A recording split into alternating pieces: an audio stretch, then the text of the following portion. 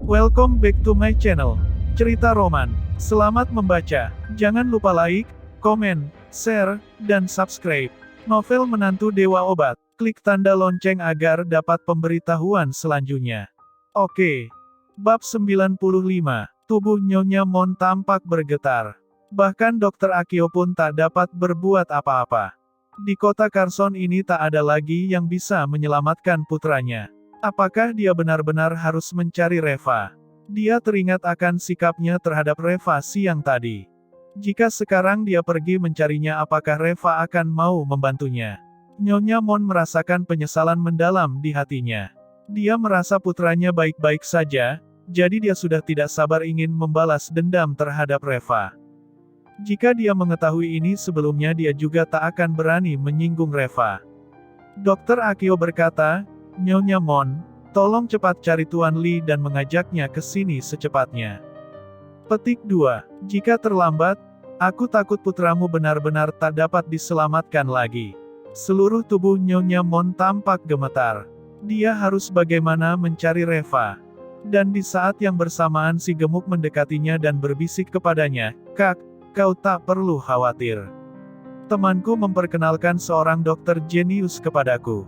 Aku sudah menghubunginya dan dia akan segera datang." Nyonya Mon dengan tergesa-gesa bertanya, "Dokter jenius seperti apa? Bagaimana dengan keterampilan medisnya?"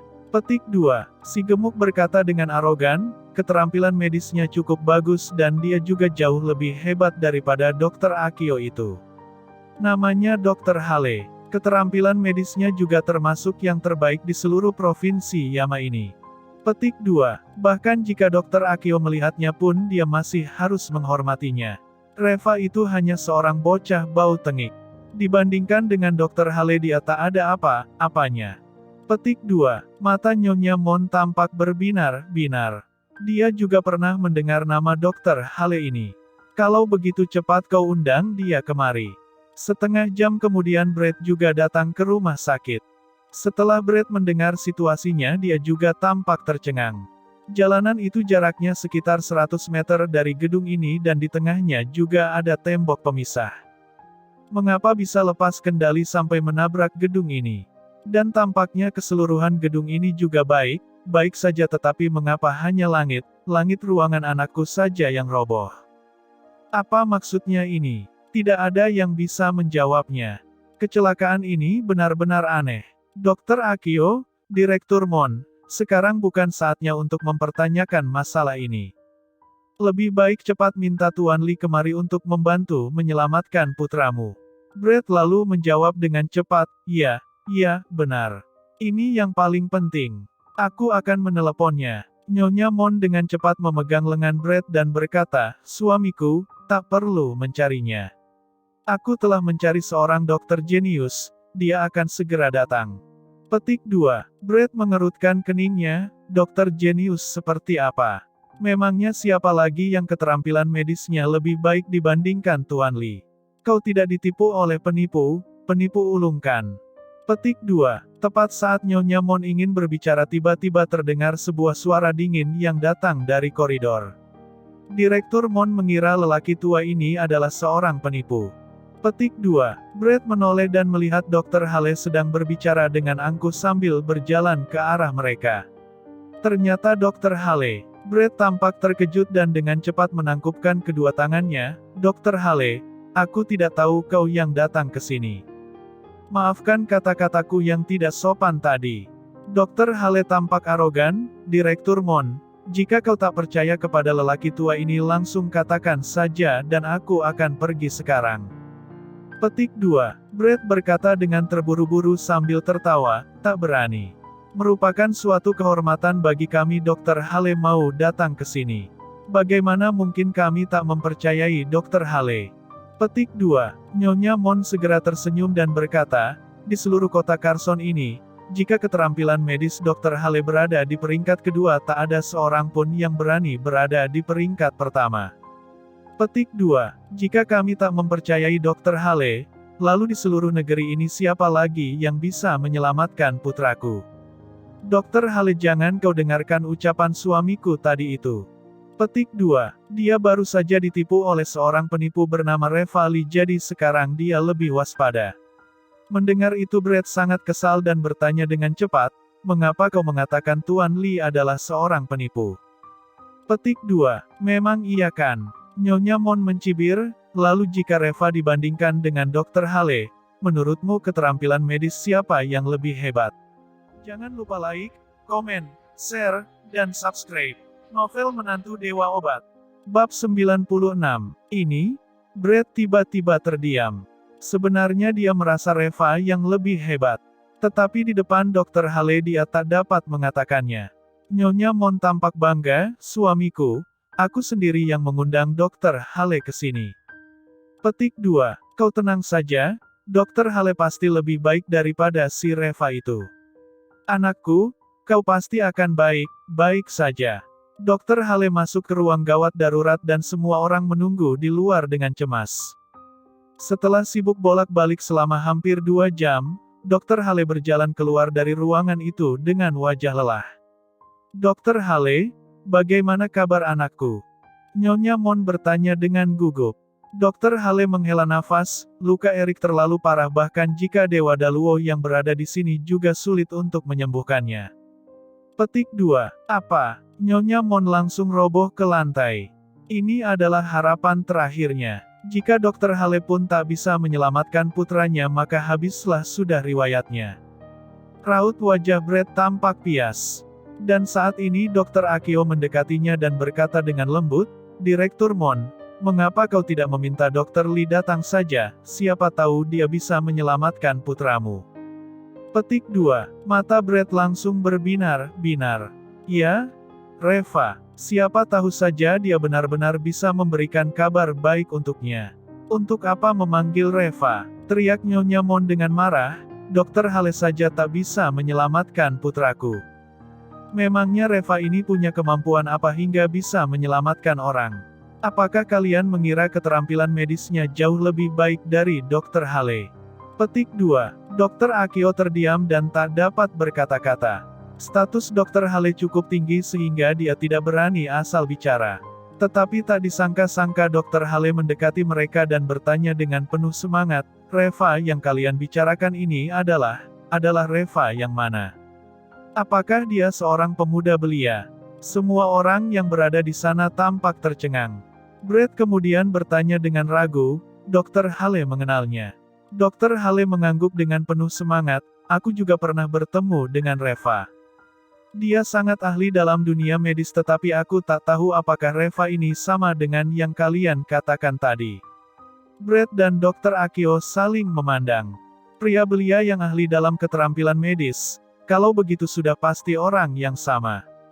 Brett segera memberitahu garis besar penampilan Reva dan Dr. Hale pun tampak terkejut, "Ini memang benar dia. Ini benar-benar dia." Nyonya Mon berkata dalam kepanikannya dengan suara gemetar, "Dr. Hale, Anda pernah bertemu dengan orang bermarga Lee ini?" "Lancang." Dr. Hale dengan marah berkata, "Beraninya kau tidak sopan terhadap Tuan Lee." "Aku?" Nyonya Mon dengan canggung berbisik, "Apakah Anda pernah bertemu dengan Reva?"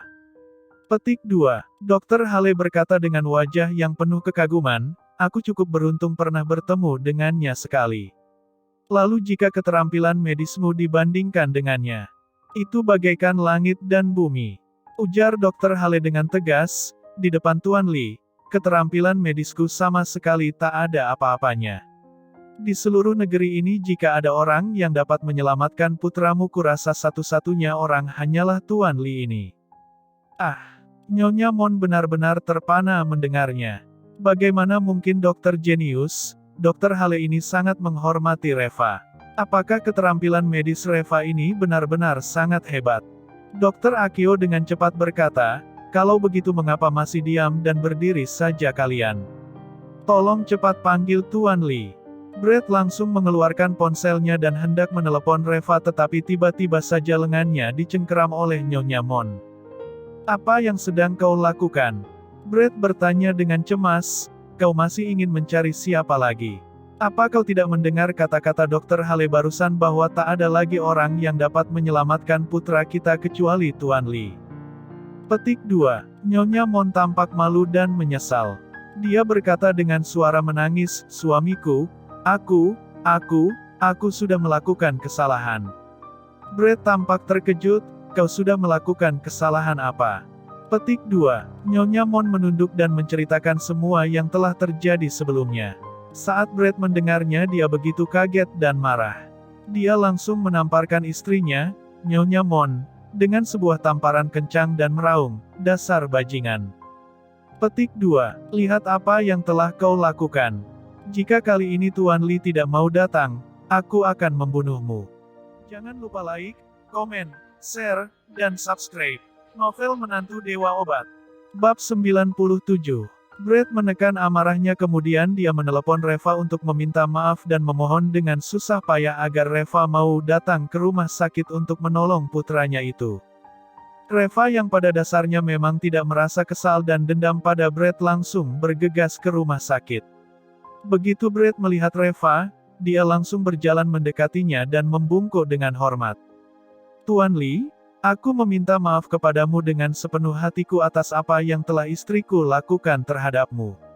Aku tidak tahu kau datang mencariku dan aku tidak tahu dia begitu berani sehingga dengan lancang melakukan hal seperti itu."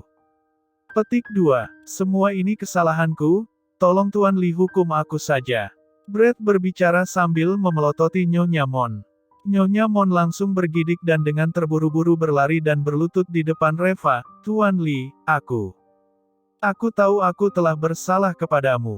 Aku tahu kau sangat murah hati. Tuan Li, tolong selamatkan putraku."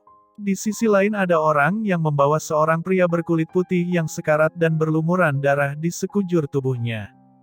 Tadi setelah Brett menelepon Reva, dia kemudian meminta pengawalnya menyeret si gemuk keluar untuk dipukuli sebagai tanda pertanggungjawabannya terhadap Reva. Reva melirik mereka dan berkata dengan tenang, "Direktur Mon, tak perlu repot-repot begitu. Untuk menyelamatkan putramu kali ini aku akan meminta biaya pengobatan." Petik 2. Brett menghela nafas lega. Dia tidak khawatir masalah uang tetapi dia hanya khawatir Reva tak mau menyelamatkan putranya. "Tuan Li, kau sebutkan nominalnya dan aku tak akan menawarnya." Petik 2. Reva terkekeh, "Direktur Mon, aku khawatir kau tak dapat menerima harga yang kusebutkan nanti."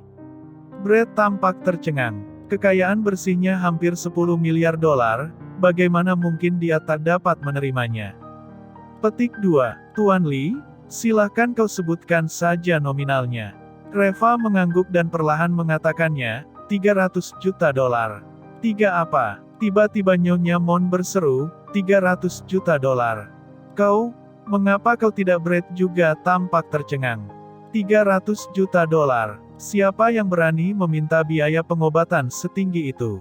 Apakah Reva sudah gila? Reva berkata, 300 juta dolar bukan hanya untuk menyelamatkan putramu tetapi juga untuk menyelamatkan kalian sekeluarga.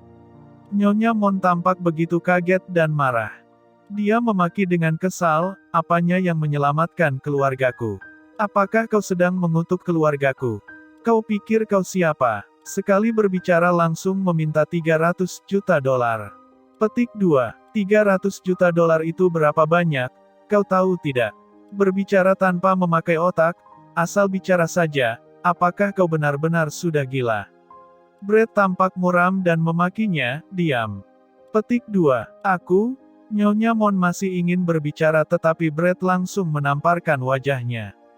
Nyonya Mon pun segera diam. Brett menarik napas dalam dan menggertakkan giginya, "Tuan Li, aku dapat membayar 300 juta dolar ini. Tetapi Anda harus bisa menyelamatkan putraku." Reva meliriknya dan berkata dengan lembut, "Aku tahu kau merasa sedikit tidak rela tetapi kau akan segera merasa bahwa harga ini cukup sepadan dengan resikonya." Petik 2. Setelah mengucapkan itu Reva langsung berjalan ke ruang UGD. Dr. Hale yang berdiri di depan pintu ruang itu menunjukkan wajahnya dengan penuh rasa hormat, "Tuan Li, suatu kehormatan aku dapat bertemu dengan Anda." Petik 2. Reva mengangguk-angguk dan Dr. Hale juga tampak begitu bersemangat. Dia merasa gembira karena merasa seperti diakui. Nyonya Mon mendekati Brett dan menggertakkan giginya, "Suamiku, kau benar-benar menjanjikannya begitu banyak uang. Petik 2. Ini 300 juta dolar loh, apakah dia sudah gila? Dokter mana yang meminta biaya pengobatan semahal itu? Dokter Akio juga menghela nafas dan menggelengkan kepalanya. Bagi seorang dokter, keterampilan medis itu penting, tetapi lebih penting lagi etika medis. Jika melakukan pengobatan hanya untuk meraup keuntungan, maka meskipun keterampilan medisnya begitu luar biasa juga sulit untuk menghormatinya. Brad menggertakkan giginya tanpa mengeluarkan sepatah kata pun. Reva yang meminta bayaran begitu tinggi membuat Brad merasa tidak senang. Reva yang baru masuk kurang dari 5 menit telah keluar dari ruang UGD. Carikan ahli bedah lalu bersihkan dan jahit lukanya. Dia akan baik-baik saja. Brad tampak tercengang, secepat itu. Dr. Hale dan Dr. Akio sudah masuk ke dalam bangsal dan tak lama kemudian mereka keluar dari ruangan itu. Tuan Lee memang sangat jenius, ujar Dr. Hale dengan tulus. Bersambung di channel cerita roman selanjutnya. Jangan lupa like, komen, share, dan subscribe. Novel Menantu Dewa Obat.